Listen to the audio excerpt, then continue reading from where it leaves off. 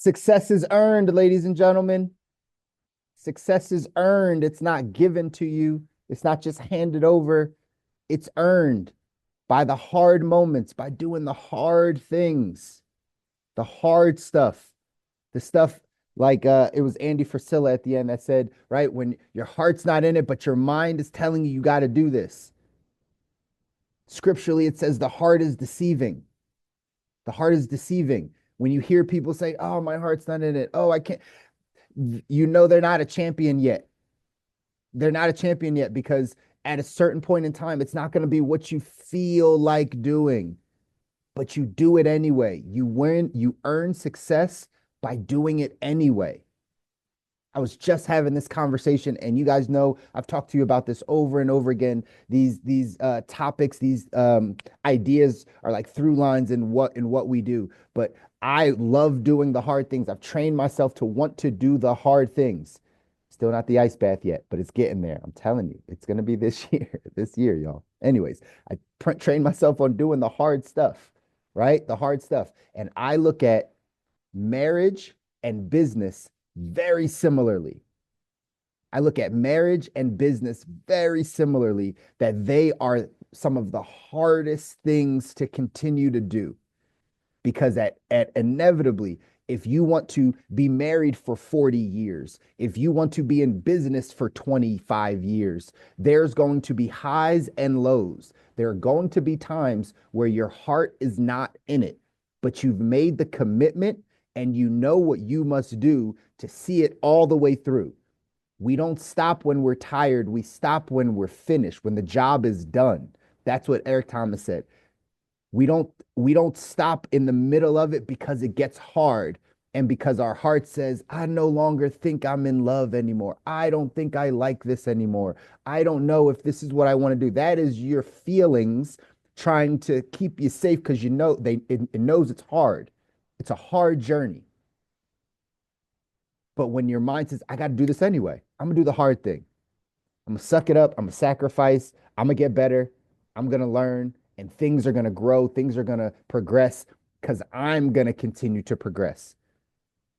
I look at life this way. I look at some of the hardest things this way. And this is what separates the average from the great is because at certain point in time, when things get really, really, really tough on the pursuit of your vision, of the way that you want to go, you have a choice to say, am I going to listen to my feelings, to my heart, to what I'm feeling about this, or am I just going to do what I know I need to do?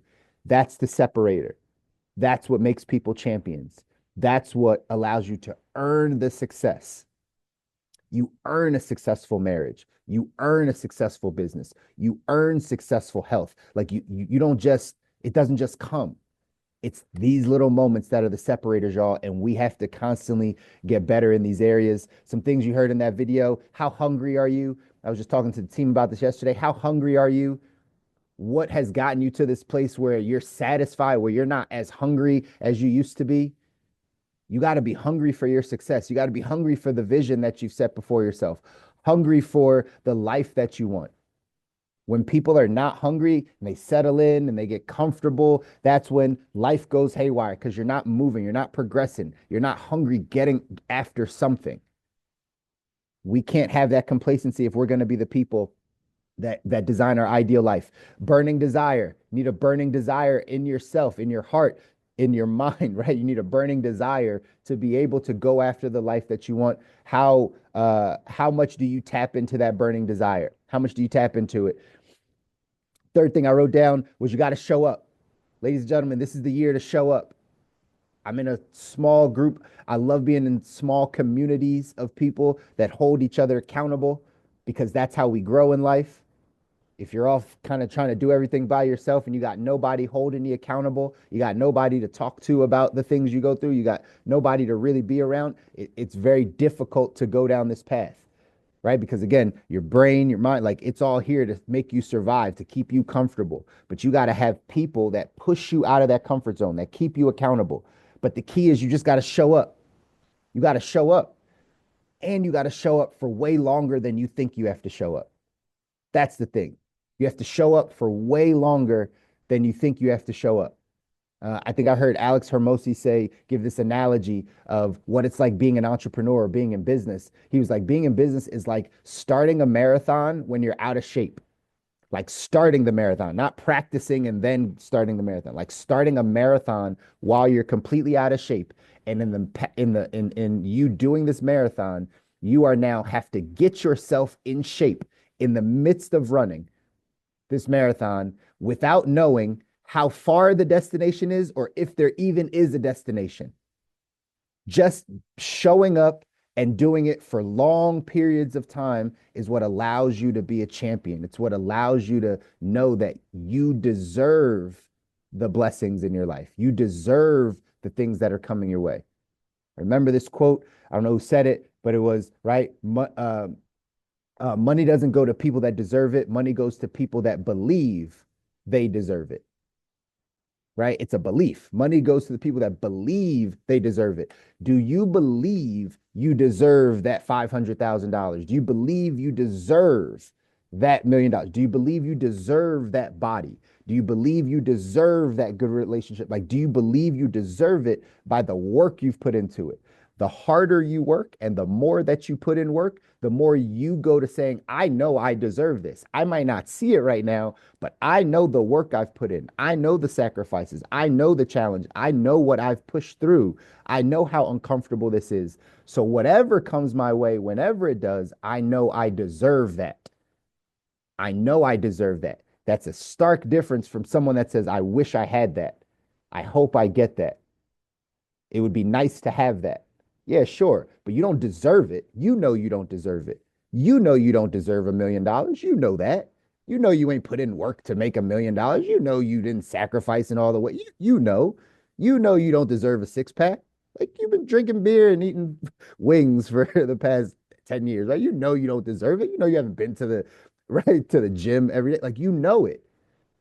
So that's when we start to get the things that we want in life is when we know we deserve it. You got to give more than what you paid for. That was something else that was said in there. In 177 mental toughness secrets, I love this chapter. It says champions never say die. This is what it means in 2025 to show up, to execute. Execute is the word of the year, ladies and gentlemen. I might just be for the early part of the year. I might change the word later, but execute is the word right now. Execute is the word. I told you guys we did some vision boarding for our New Year's, me and the family.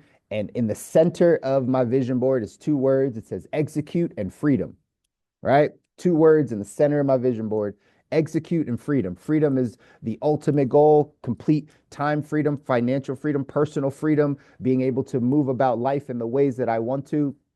That is the ultimate goal. That is what we want most. I know it doesn't come now, but that is what I want most. So it's always going to be on my mind. And the word execute. This is the year to execute. It's no more I should have, I wish I could have, I need to, I know I should, this should be none of that. Execute. Get it done. Get it done. I have this in my master plan to energize and focus. I say it all the time. Do it now. Don't wait. Do it now. I say that to myself over and over again, right? Don't wait. Do it now. Execute. Like these are the programmings you have to have if you want to go off and design your ideal life. If you want that life where everything is exactly where you want it, these are the mindsets, these are the things you have to program yourself with. Otherwise, it's going to be a long road, ladies and gentlemen. It's going to be a long road. Here's what it says in the text. It says here, the middle class will persist until they become uncomfortable. The upper class will persist until it becomes painful. The world class never says die. Champions are comfortable being uncomfortable because they have grown so accustomed to risk that feelings of vulnerability almost seem natural. Champions don't even begin to pay attention until they feel pain, which they expect to feel on a regular basis. Champion cyclist Lance Armstrong says racing doesn't even get interesting until it becomes what he calls a sufferfest. Even the upper class cannot compete with the world class because while good performers have a deep desire to win, the great ones are committed to winning. The distinction between the two thought processes is substantial. Failure to manifest the vision is not an option. Champions will do it or die trying. The mantra they love to espouse is whatever it takes. Whatever it takes. The great ones are masters of self-denial, suffering, and sacrifice. They do it all to live their vision. If you're going up against the great ones, you better pack a lunch. It's going to be a long afternoon. Do you have this never say die attitude? Is your vision that strong? Is what you want, right, that important in your life? Are you that hungry that you say whatever it takes? Whatever it takes, whatever it takes to get to that place financially, whatever it takes to build the business, whatever it takes in my relationship, whatever it takes in my health, whatever it takes in my faith, like whatever it takes, never say die, even when it gets painful. Mike Tyson has a quote too, right? Like he said, how many, push-ups do you do, Mike? And he's like, I don't even start counting. He's like, I don't even start counting until I'm already feeling the burn, right? I don't even start counting until it's over 100 and I'm already suffering. Very similar to what Lance Armstrong says in here. He's like, racing doesn't even get interesting until it starts burning, until it starts hurting. That's when you really want to pour it on. So how much of that is in you? How close are you to that mindset, to that belief, to understanding that, man, the game don't even start until it starts getting hard. The game don't even start until it starts getting painful and uncomfortable. Like that's where the game starts. If everything is comfort and right, it's easy and easy going, not even in the game. Champions are comfortable being uncomfortable. How comfortable are you being uncomfortable? You've heard this saying over and over again, but you have to really take some time to evaluate how uncomfortable are you making yourself on a daily basis? Not just the circumstances of life that have made you feel a bit uncomfortable, because that's different, right? Some people will be like, oh man, I'm uncomfortable because I don't have money, or right, this is happening in my life. Yeah, sure. But what situations have you put yourself in that make you uncomfortable? When's the last time you, in your own power, in your own mind, your own thoughts, was like, you know what? I need to go do this thing, right? Like I keep telling myself to do this ice bath. Like I need to go do this. I need to go make myself that uncomfortable. I need to put myself in that environment. For some of you, it might just be getting back into the gym. It might be having a conversation with that person you haven't talked to. It might be speaking up to your boss or to a business partner. It might be something in your relationship. It might be, right, anything that makes you uncomfortable. You have to learn to live in a state of discomfort. And we have to watch our words. We have to watch our words because sometimes our words are leading us down the other path. A lot of times, you've heard me say this potentially before, is when I ask people, hey, where do you want to go? What do you want to do? What's life look like? What's up ahead? It's normally some form of, I want to be comfortable. Our brains go to seek comfort. Man, I don't want to work as hard. I don't want to feel this way. Like it's some form of comfort that we are saying we want. So when we say that we want comfort, we want to be right, just comfortable in the life that we have and have money not be an issue and have, relationships where we want it and be able to travel, like we're seeking comfort, we're going away from the thing that we actually need to do, which is being uncomfortable. If our brain is constantly thinking, I want to be comfortable, I want to get to a place of comfort, then that's all you're looking out for. And you're not looking out for the things that make you uncomfortable. You're not looking out for the things that are pushing you to be uncomfortable. You shy away from those things. Like it says, the first sentence in this says, the middle class will persist until it becomes uncomfortable. Why? Because a lot of middle class thinkers are seeking comfort. It's what the end goal is. What do you think retirement is for people? It's comfort. It's, I made it to the finish line of my work. So therefore, I can now relax. I don't have to show up to work every day. The end goal is comfort, not for champions, not for people that want to design their ideal life. That's not it. It's fulfillment. That's what you're after, because fulfillment will keep you going. That's why successful people that 60 years old, 70 years old, 80 years old are still working because they found fulfillment. There was no, I want to just be comfortable. They have more things, sure, that could allow them some comfort, but they've put themselves in this environment to be uncomfortable for so long, and they know they're not seeking comfort. They're really seeking fulfillment. They're really seeking impact. They're really seeking significance. There's some other things that they're seeking that's not comfort. So we have to be very careful with our own self-talk, with what we say out loud of what we're actually after. so that we can create this mindset in us where we never say die, where we never say die. Walter Payton has this quote. He says, never die easy. Why run out of bounds and die easy? Make a linebacker pay. He's a football player, right? Carries into all facets of your life. It's okay to lose, to die, but don't die without trying, without giving it your best. The action step for today says, ask this critical thinking question. How committed am I to achieving my ultimate vision? Are you willing to do whatever it takes? Are you willing to do whatever it takes? If so, you're on the right track. If not, chances are you settled for a second best in your vision. It doesn't have sufficient emotional energy to motivate you through the tough times that will undoubtedly come. If the latter is the case, do some soul searching and rewrite your vision. Odds are that you'll need a world-class emotional energy to bring your dream into reality. But the key is, ladies and gentlemen, never saying die, never quitting, never giving up. Show up, execute. This is the year.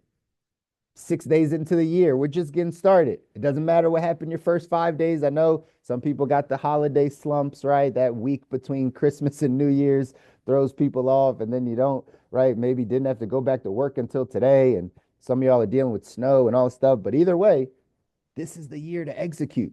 This is the year to get good at what you say you're going to get good at. Do what you say you're going to do. Keep that hunger inside of you. Keep that burning desire inside of you, and let's go make it happen. All right. I love you guys. I want you to win. You deserve it. Your families deserve it. We just got to do the work. Got to do the work. That's all we got to do. That's what we're here to do. Keep yourself uncomfortable. Do something today that pushes you out of your comfort zone. Do something today that's your future self is going to thank you for. I promise you, people are counting on you. They're waiting on you to get this information. They're waiting on you to apply this in your life so that you can support them down the line. You're building your capacity in order to handle the life that you're asking for. That's why you're here. That's why you're doing the hard work. That's why the people around you that know you, love you, and trust you aren't doing the work, because they don't have the same vision as you. They don't have the same responsibility as you. They have not asked for the life that you've asked for. But because you've asked for this life, we have to grow our capacity. And the way that we do that is by continuing to fight every single day, ladies and gentlemen. Love you guys. Enjoy your Monday. I'll see you back here on Wednesday. Take care.